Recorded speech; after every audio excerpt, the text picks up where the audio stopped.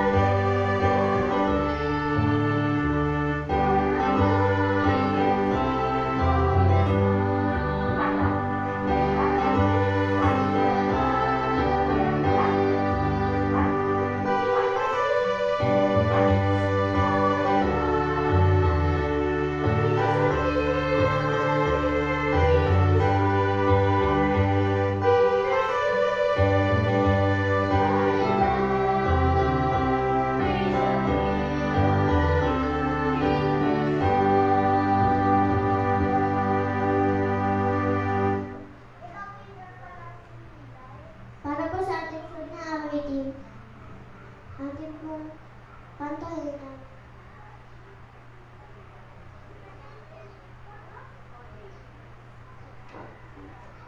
O Day of Rest and Gladness.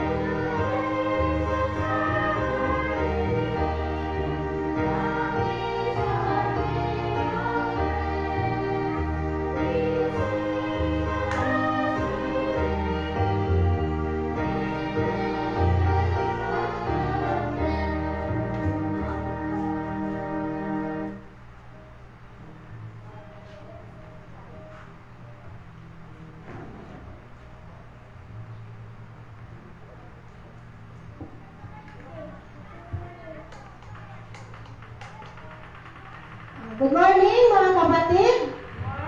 Happy Sabbath. Kamusta po ang ating isang linggo na pagpapagal?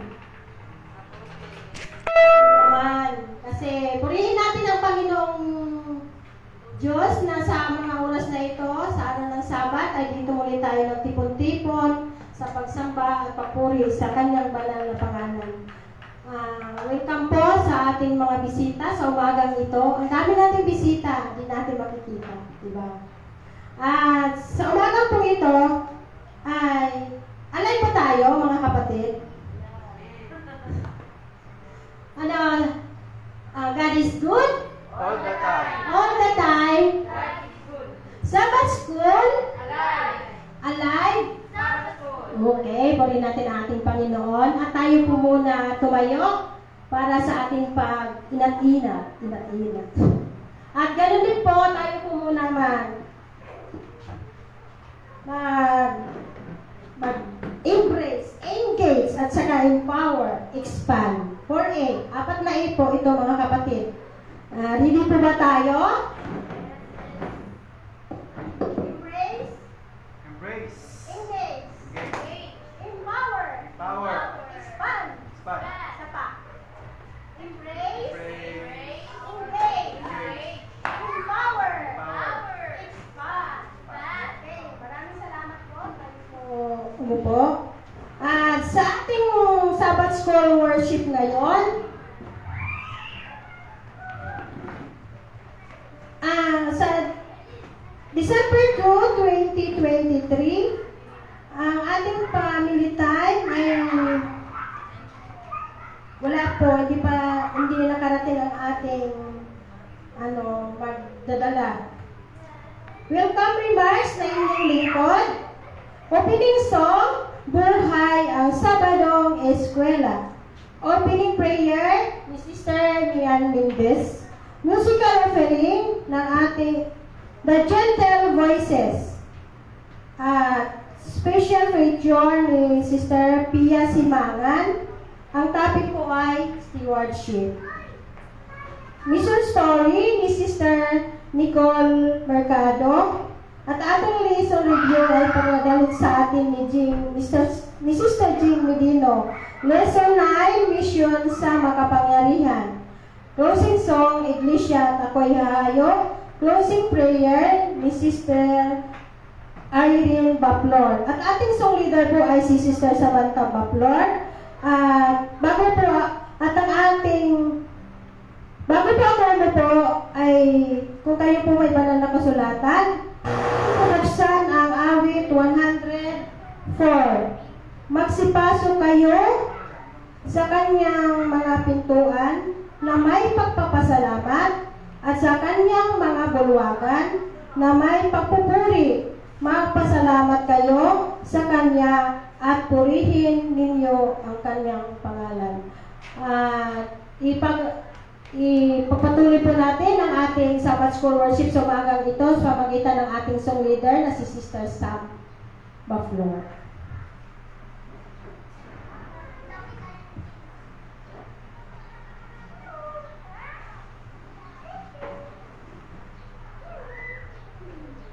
Para po sa ating opening song, tayo po lahat tumayo at ng buhay ng Sabbath Eskwela. Eskwela.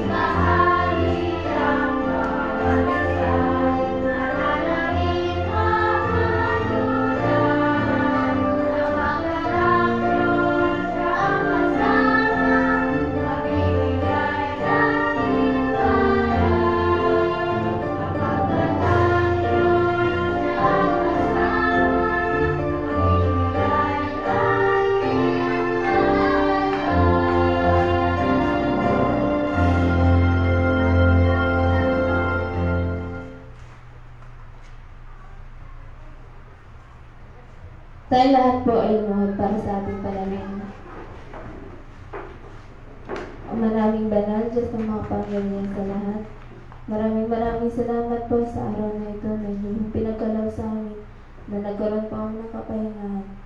Ama, binabati ko po namin ng happy Sabbath sapagkat ito po ang araw na para po paglingkuran po namin, Ama. Ama, amin po hinihingin gabayat patibay po sa bawat isa, lalo na po sa mga kapatiran na papunta na pa lamang dito sa bahay sa dalangin po namin, Ama, ang bawat may sakit at may mga karamdaman, hindi po silang pagalingin sa inyong mapagpaan ng mga kamay. Ama, patawarin niyo po ang isang kung ano nagkulang at nagkasala sa pangalan ng Jesus Christ.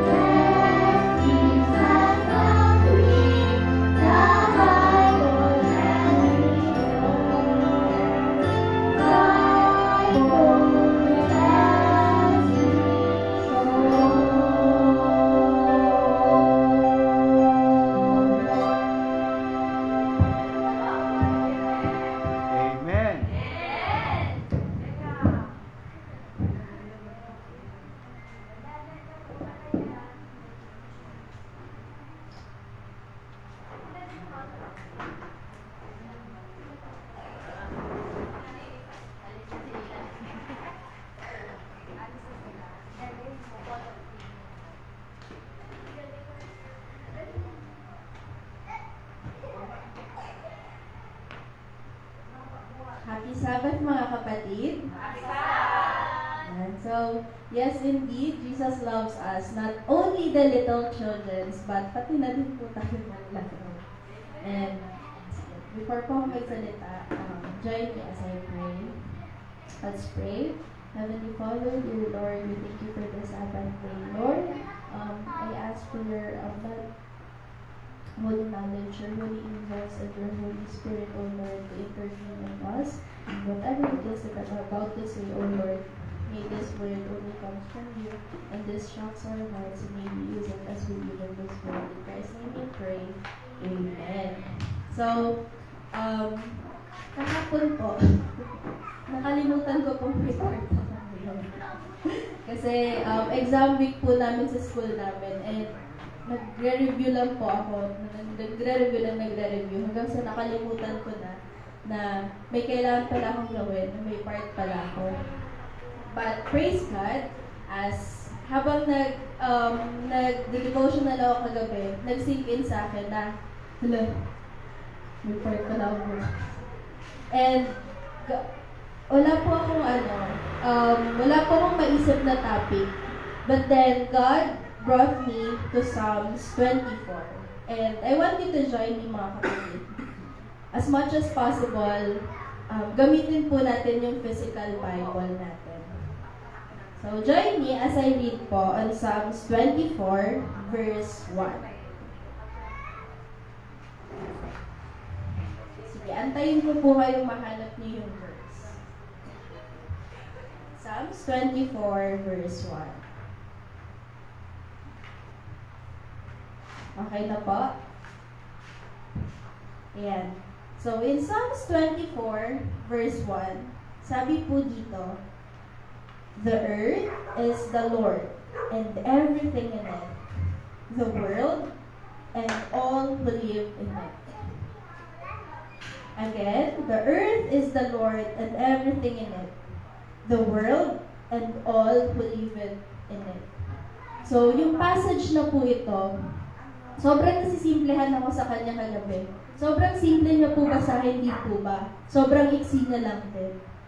The earth is the Lord's, and everything in it, the world, and all who live in it. Kung titignan po natin, yung words niya is napakasimple.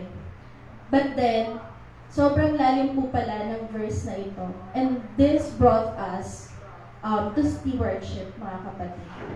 So, hindi man po halata, pero yung verse na ito is connected po doon. Because this verse remind us that everything in the world belongs to God. And His creation, and as His creation, we are called na maging faithful stewards po sa Kanya. And this verse brought me into 3 points, mga kapatid. So, sa simpleng words na ito, is meron pong 3 points na sobrang lalim at sobrang ganda habang nire-reflect ko siya kagabi. So, ano yung 3 points na yon? Ayan. So, first, sabi kasi dyan, the earth is the Lord's. So, ang first point po dyan is this verse tells us to recognize God's ownership. So, to become an effective and faithful steward, we must recognize na lahat po na meron tayo is solely galing sa Panginoon. Kasi di po ba, ay bakit po natin kailangan i-recognize yung ownership ng Panginoon? Bakit po? Kasi di po ba, napakahirap magbalik ng bagay kung hindi mo naman alam kung kanino ibabalik. And so it goes with those gifts na meron tayo. Ang hirap-hirap niyang ibalik sa totoong may-ari. Kasi nakalimutan na natin kung kanino yung galing. And worse, mga kapatid, but this is the truth. I am telling you, na dahil nakalimutan na natin kung kanino galing yung gift na yon, inaakot na lang natin. So, tinuturing natin yung gifts na yon as atin. Atin to yung talent ko sa pagkanta, no, it's not natural. Inaral ko to, akin to. The talent of speaking, inaral ko to, nagganto-ganto ako, nag-workshop ako, and whatsoever. The money na kinikita natin, mga kapatid, pinaghirapan ko to, akin to. Diba? inaako natin yung mga bagay na hindi naman sa atin, instead na nire-recognize natin kung kanino pa talaga to galing. So, and kapag inari na natin yung mga bagay na yon or yung mga gifts na binibigay sa atin ng Panginoon, nagiging reckless po tayo sa mga bagay na yon. Bara-bara na lang po ang paggamit natin sa mga bagay na yon. And ginagamit na lang po natin ang mga gifts na yon to put ourselves higher than God. Yan. So, recognizing the ownership of God bring us to our faith.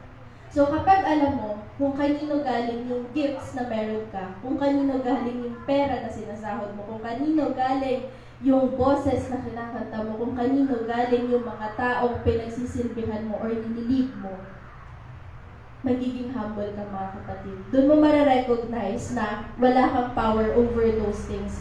But that is God alone. So, pagmamayari po siya ng Panginoon. So, ayun po yung first point is to recognize the ownership of God. Sa next point na sinabi sa verse is that, and everything in it and the world. So, ang points po na matatagpuan po natin dito is to appreciate the gift. So, kung kanina, inalam natin kung kanino galing yung gift, ngayon naman, kailangan natin i-appreciate yung gift. Di pa may kasabihan tayo na madali daw po pahalagahan yung gift kung pinapahalagahan mo din yung nagbigay mo. So, kung nare-recognize mo na yung gift na yon is galing sa Panginoon, then it is easy for you to appreciate that gift. Sobrang daling sabihin, kapatid. But then, here comes again the slap of reality na, sorry to say na masakit, but we complain sa mga gifts na binibigay ng Panginoon. Reklamador tayo, mga kapatid. Sobrang mareklamo tayo sa gifts na binibigay ng Panginoon. Hindi tayo tumatanggap ng maliit na gift mula sa Panginoon. Instead, we complain that, Father, I worked hard for your kingdom, but then, Father, ito lang yung matatanggap ko galing sa'yo. Father, ito lang yung gift na ipagkakaloob mo sa akin. We complain for the little gifts that God is giving us. Ang bigat. Sobrang bigat, mga kapatid, kasi me myself, ganun din po ako, na hindi ko tinatanggap yung maliliit na gifts na binibigay ng Panginoon. We demand for bigger things. Hindi natin tinatanggap yung maliliit na gifts na binibigay ng Panginoon. Because nagdedemand pa tayo sa Kanya ng malalaking bagay.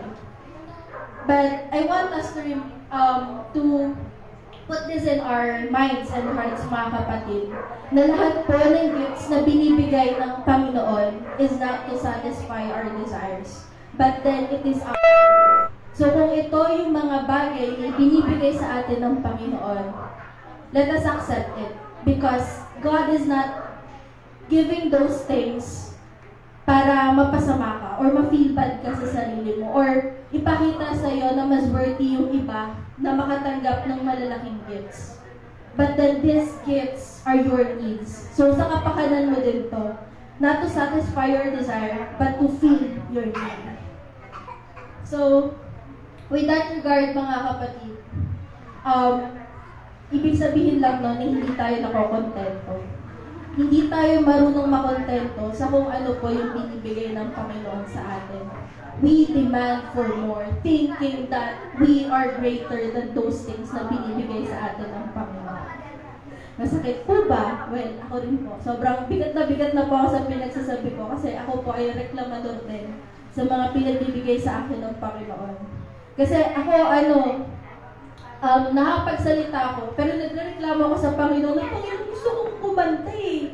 Gusto ko ng talent ng singing, pero bakit ito binibigay mo sa akin yung walang tonong pagsasalita? Panginoon, gusto ko yung may tono.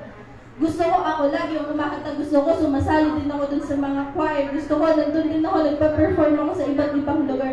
Father, I want singing. I don't want this gift of mine. To the point na nakikipag-trade pa ako sa Panginoon na, Panginoon, ayaw ko nang mag-speak. Pagalingin mo na lang ako kumanta. Promise, araw-araw kakanta sa'yo.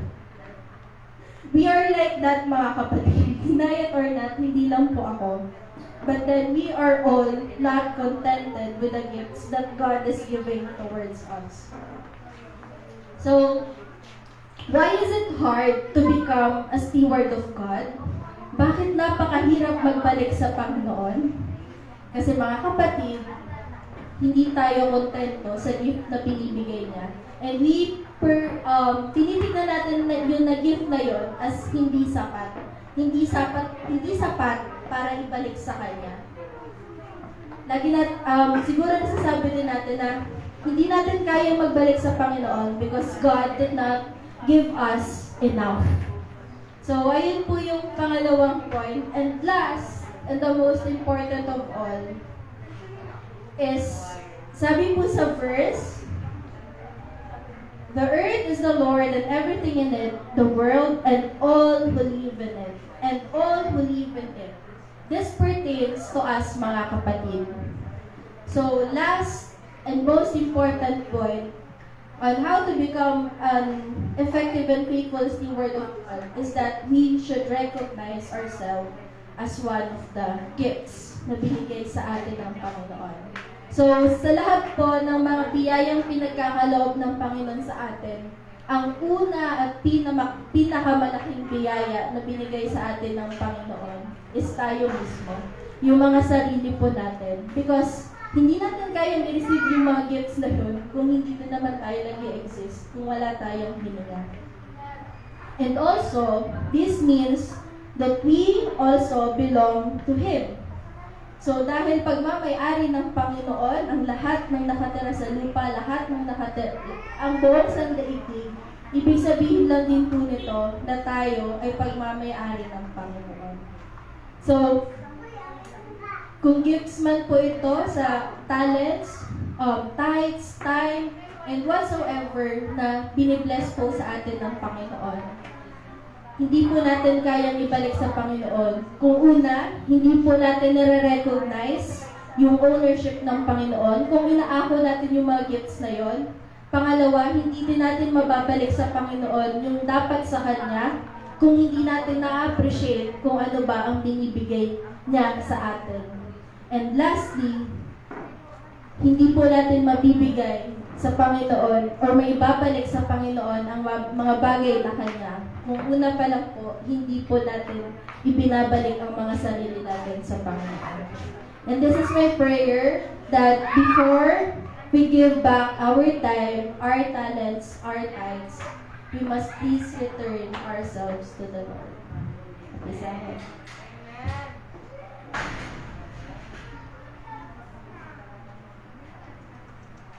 Magandang umaga po sa ating lahat at happy Sabbath.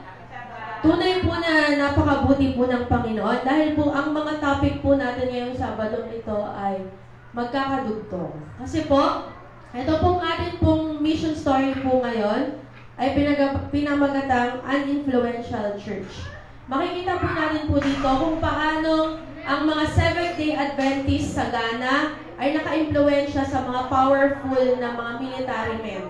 Di ba po, mamaya po sa lesson, Mission to the Powerful. So dito po, makikita po natin paano po nila nagawa na yung mga powerful officials ng mga military ay kanila po napaabutan ng pabalita. At sa stewardship po, makikita po natin dito na kung paano yung mga Seventh-day Adventists na ito sa Ghana ay napalago nila ang pinagkatiwala sa kanilang lupa. At kung paano ang mga Seventh-day Adventists sa buong mundo ay naging tapat sa kanilang offering para magsulong sa gawain sa Ghana. So, napakaganda po ng ating pong Sabat ngayon. Atin pong panoorin kung paano po ito nagawa sa Ghana.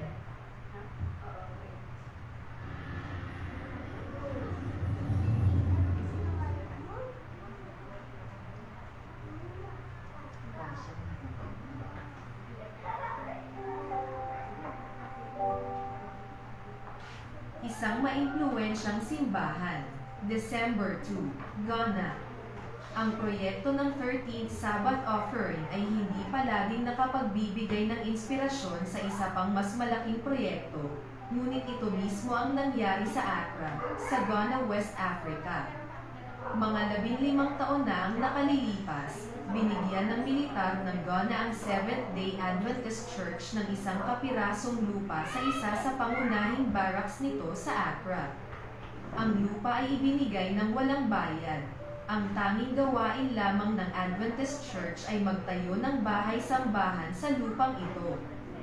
Hiniling ng militar na magtayo ng simbahan ng Adventist para sumamba ang mga sundalo. Nag-donate ang mga miyembro ng simbahan sa buong Ghana sa proyekto. Nais nilang makasamba ang mga sundalo sa isang Adventist church. Pagkatapos ay nasangkot ang pandaigdigang simbahan. Ang 13th Sabbath offering noong ikatlong quarter noong 2007 ay nakatulong upang matapos ang proyekto. Magagandang stained glass na mga bintana na naka-install sa perimeter ng dome ceiling ng simbahan at stained glass panels na naglalarawan ng nagdarasal na mga kamay at ang Adventist Church logo sa likod ng pulpito. Ang simbahan sa military barracks ay inialay sa Diyos noong ika-1 ng Nobyembre taong 2008. Sa buong lungsod, napansin ng mga kapulisan ang simbahan sa loob ng military barracks, kaya naman inais din nila na magkaroon ng Adventist Church sa loob ng kanilang compound sa National Training Academy. Kinausap ng kapulisan ang leader ng simbahan at nagsabi na, kung magbibigay din kami ng lote sa loob ng Police Academy, maaari ba kayong magtayo din ng simbahan dito? Ito ay isang alok na hindi maaaring tanggihan ng mga pinuno ng simbahan. Kaya't nagsimulang mangolekta ng mga pondo para makapagtayo ng isang Adventist Church sa Police Academy. Dahil sa ginawa naming simbahan sa loob ng military barracks, ipinagkatiwala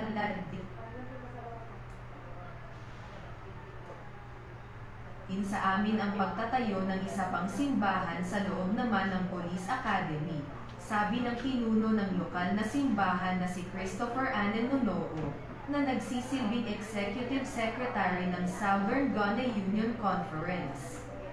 Isang gusali na nangangaral, ang Military Barracks Church ay napatunayang isang ilaw sa sandatahang lakas, sabi ni Lieutenant Colonel Peter N.K. Duodo, isang military chaplain sa Adventist Church. Dahil sa napakagandang simbahan na ito, pumupunta ang mga tao dito para sumamba. Sabi nila, napakaganda ng inyong gusali. Kaya kahit na hindi tayo lumalabas para mangaral, ang gusali ay nangangaral para sa atin. Ang mga tauhan ng militar na sumasamba sa simbahan ay nagkakaroon ng mas mahusay na pag-unawa sa mga Adventist at higit sa lahat ay natututo tungkol sa Diyos at sa kaligtasan. Nagpapasalamat kami sa Diyos para sa napakagandang medium na ito na ibinigay niya para sa Seventh-day Adventist Church para mag-ebanghelyo sa mga tauhan ng militar. Ito ay tunay na napakahalaga. Si Samuel Marfan, isang 17 taong veteranong opisyal ng pulisya at ang tanging Adventist chaplain sa puwersa ng pulisya ng Ghana, ay umaasa na ang itinatayong simbahan sa Police Academy ay magkakaroon ng katulad na epekto sa mga tauhan ng pulisya. Ang simbahan ay inaasahang makapaglalaman ng 1,500 hanggang 2,000 katao. Gagawin ito ng Diyos para sa atin, sabi niya. Siya ang magtatayo ng simbahan na ito. Si Josiah Warongwa, isang Adventist Mission Director sa West Central Africa Division, na ang teritoryo ay kinabibilangan ng Ghana, ay tuwang-tuwa tungkol sa epekto noong 2007-13 Sabbath Project sa barracks ng militar na naging daan para makapagtayo din ng simbahan sa puwersa ng pulisya. Nakaka-inspire, sabi niya, ang Adventist Church ay naroroon sa mga puwersang militar ng Ghana. Ang dalangin ko ay gawin itong sentro ng impluwensya ng Panginoon para sa kawalang hanggan para sa mga makakatagpo nito. Salamat sa iyong 13th Sabbath offering noong 2007 na may malaking epekto sa mga militar at pulisya sa Ghana. Inaasahan din na ang 13th Sabbath offering ngayong quarter na ito ay magkakaroon ng malaking epekto sa mga buhay sa Ghana. Ito ay makakatulong sa pagpapalawak ng Seventh-day Adventist Nursing and Midwifery Training College upang magdagdag ng mga bagong silid-aralan at dormitoryo. Salamat sa inyong pagsasaalang-alang sa isang mapagbigay na puso ngayong darating na ika-30 ng Disyembre.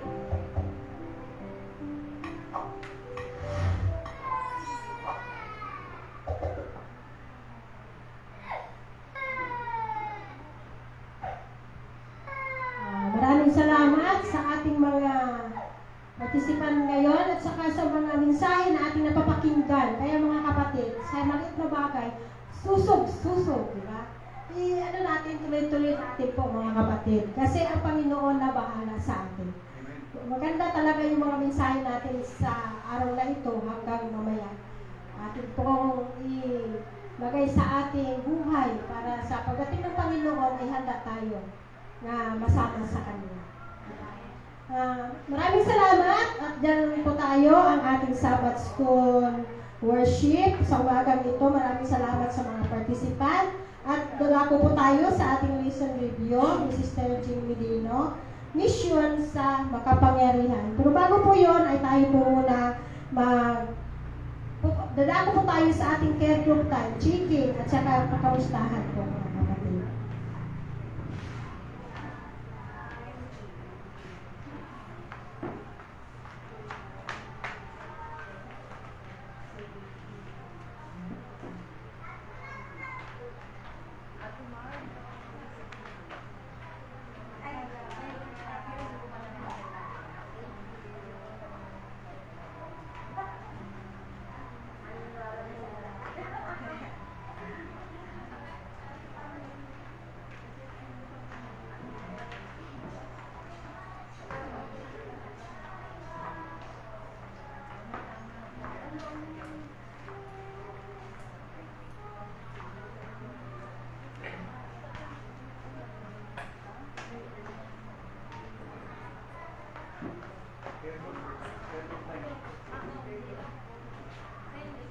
Ate Linda.